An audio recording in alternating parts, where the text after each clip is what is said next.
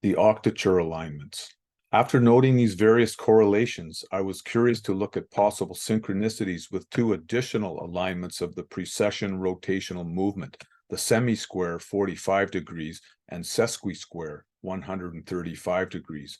Their addition completes the octature sequence around the 360-degree circle, i.e., 8 points spaced 45 degrees apart. In review, the position of the winter solstice sun takes 25,772 years to precess the full 360-degree circumference. Thus, it moves 1/8 around the circle every 3,221 years, 1/4 every 6,443 years, and halfway around every 12,886 years. Semisquares and sesquisquares are observed to be weaker aspects in archetypal cosmology, and the operative orbs seem to be only 2 to 3 degrees on either side of exact. I thus use these same orbs as my working hypothesis in this study. Precession semisquare 1/8 of the cycle ago, 1420 to 990 BC. There were two intervals which stood out in particular. The first was the seminal period around the year 1200 BC, during the most recent semisquare 45-degree alignment, 1/8 of a precession cycle ago. The exact alignment was in 1209 BC. The dramatic watersheds and turning points that occurred during this period include the earliest decipherable writing in Europe, the first Chinese writing, the development of the Phoenician alphabet, the start of the Mycenaean period and decline of Minoan culture, the Trojan War, the beginning of the Greek Dark Ages, the onset of the Iron Age, and the earliest known peace treaty. The first known decipherable writing in Europe, Linear B, is from a tablet discovered in the town of Eklena in the southwestern corner of Greece and dated between 1450 to 1350 BC. Following this, the oracle bone script, the first true written records in Old Chinese, were discovered in the Henan province of central China and dated at 1250 BC. This coincides with the period of the almost exact semisquare of 1209 BC. And finally, the Phoenicians in what is now Lebanon developed the first alphabet in 1050 BC, still well within the period of the semisquare, 1424 to 994 BC. This system spread quickly through the Mediterranean and changed the course of communication and writing in the Western world. Looking to the geopolitical sphere, the year 1400 BC is considered the beginning of the Mycenaean period in the Aegean, as the center of cultural power shifted away from Crete with its impressive unwalled cities and vibrant art to the warrior kings, fortified towns, and garrison mentality of mainland Greece. The years 1225 to 1190 BC, which straddle the exact semisquare of 1209 BC, coincided with widely extended perimeters of the defense systems of the Mycenaean palaces, which suggests an escalation of war, conflict, and insecurity. By 1100 BC, most of the Mycenaean cities had been destroyed and the Greek Dark Ages began. The entire trajectory of Mycenaean dominance from 1400 to 1100 BC thus coincided with the period of the precession semisquare, 1424 to 994 BC. The conflict underlying the story of the Trojan War is also thought to have begun sometime in the period 1250 to 1194 BC, with the fall of Hittite Troy to the Mycenaeans and their allies taking place possibly around 1184 BC, again falling very close to the exact semisquare of 1209 BC. The year 1200 is, in almost exact alignment with the semisquare, also considered the onset of the Iron Age, as possible disruptions in the trade route flows of copper and tin due to earthquakes, drought, famine, and conflict may have forced metalsmiths to turn to using the less desirable element of iron instead.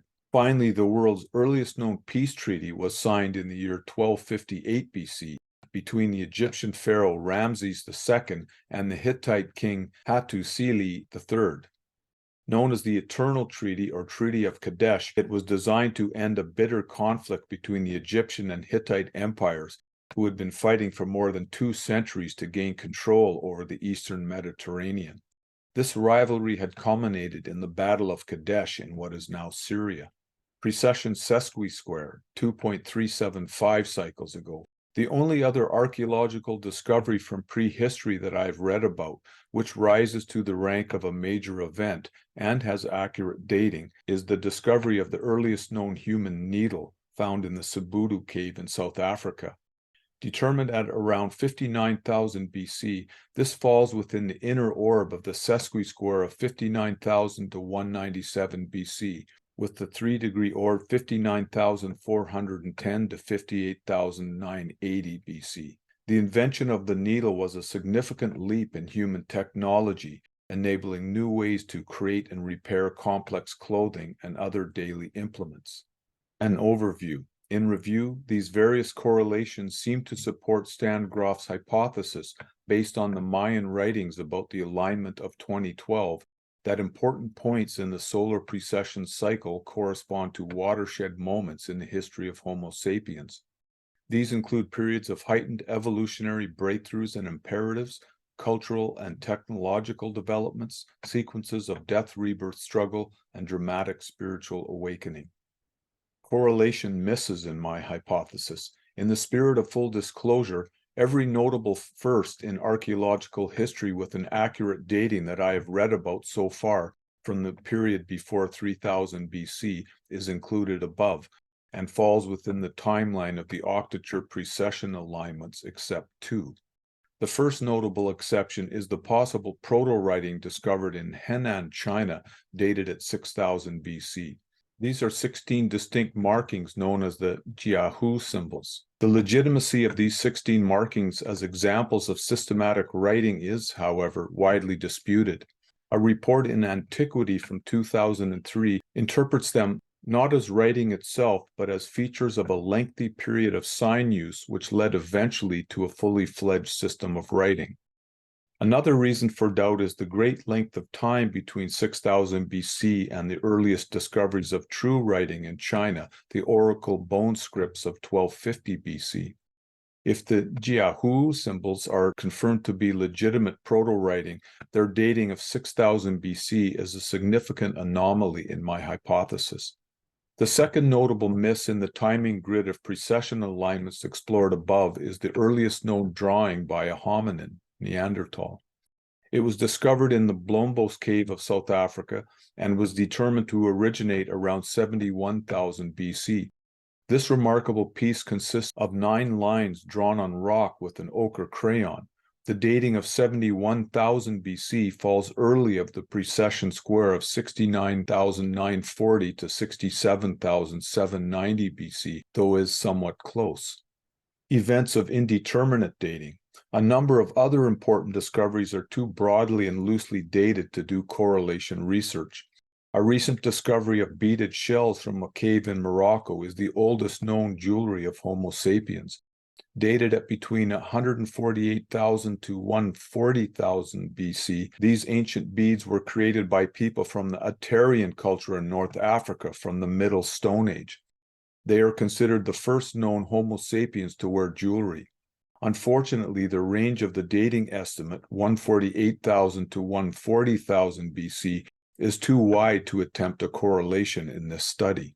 The last known members of Homo erectus, the earliest undisputed ancestor of modern humans, are dated between 115,000 to 106,000 years ago. Homo erectus lived on Earth for 2 million years, far longer than any other Homo species. These close relatives of humanity survived in Java, Indonesia, before going extinct when the environment and their final refuge changed from woodland to rainforest. Their extinction could possibly coincide with the precession opposition of 115,390 to 112,530 BC, but the dating is too broad to confirm. In another broad dating, the Venus of Hohlefels figurine, the earliest undisputed example of a depiction of a human being, was carved from ivory sometime between 38,000 to 33,000 BC.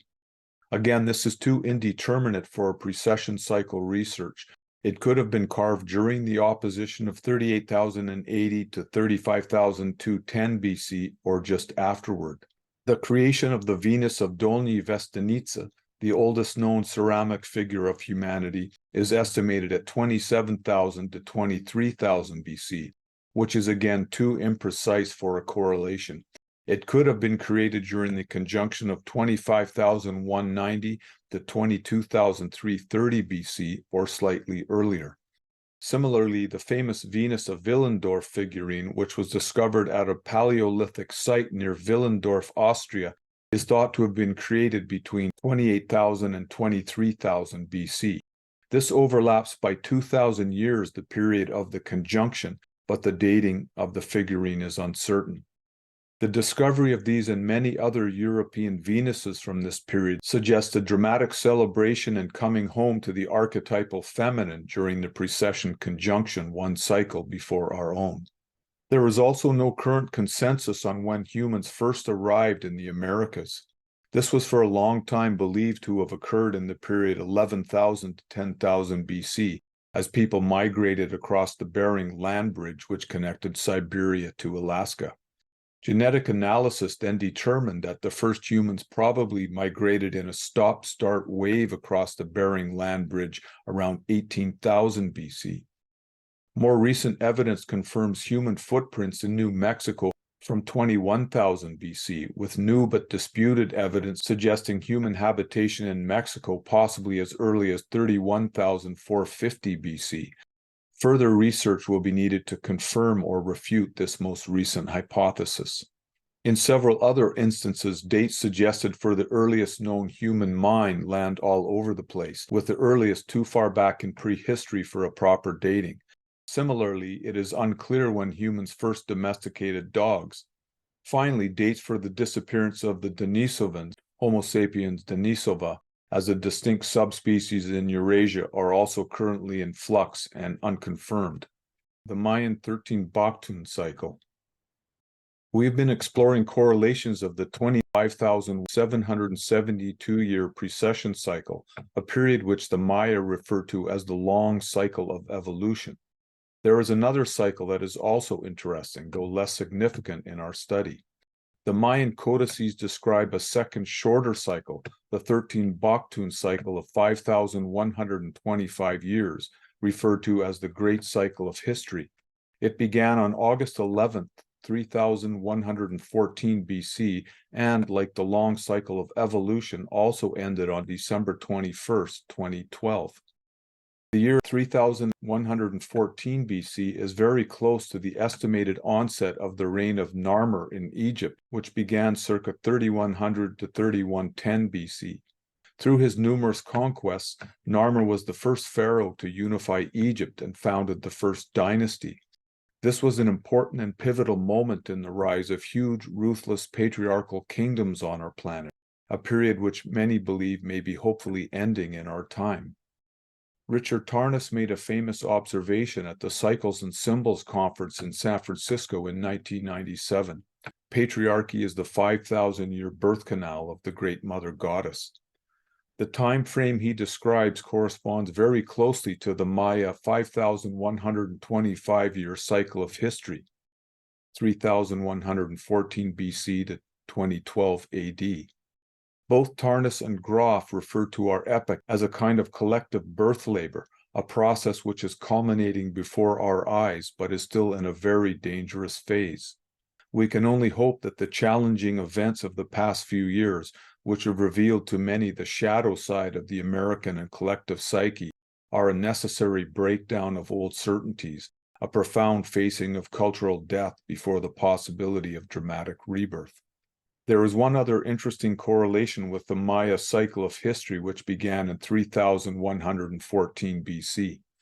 The oldest currently living organisms are a handful of trees which have been alive for almost 5,000 years or possibly longer, thus spanning the entire Mayan cycle of history.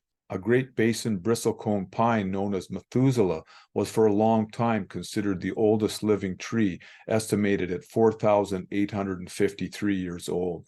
Recently, an even older Great Basin bristlecone pine has been identified, who may be 5,068 years old. The honor of oldest living organism on Earth, however, may now belong to an alerce tree, known as the Gran Abuelo, great-grandfather in Spanish, who lives in a great ravine of the Chilean Andes. Preliminary dating suggests that it may be roughly 5,400 years old. Outline of correlations. Before we conclude with a look at the events of our own epoch, I would like to briefly display to viewers the correlations we have discussed. You can pause the recording and look at these in more detail if you want. Clearer versions of this chart also exist in my PhD dissertation, which you can see at renbutler.com/books. How could the synchronicities exist? The intriguing synchronicities that we have explored then raise an interesting question. Assuming that these correlations stand the test of time and further research, how could they possibly exist? One option is that the correlations are evidence of a higher intelligence which is organizing the flow of evolutionary events in a general way behind the scenes, punctuating them in a rhythm which corresponds to the cycles of precession.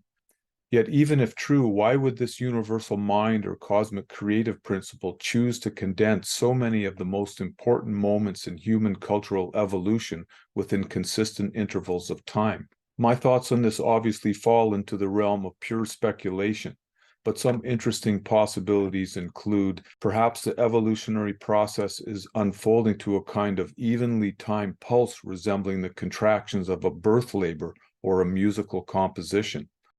Perhaps the cosmic creative principle embedded these synchronicities as a kind of affirming hello and greeting to humanity, which would only be recognized when archaeological science had reached a certain level of proficiency and the principles of archetypal cosmology were discovered in the modern era.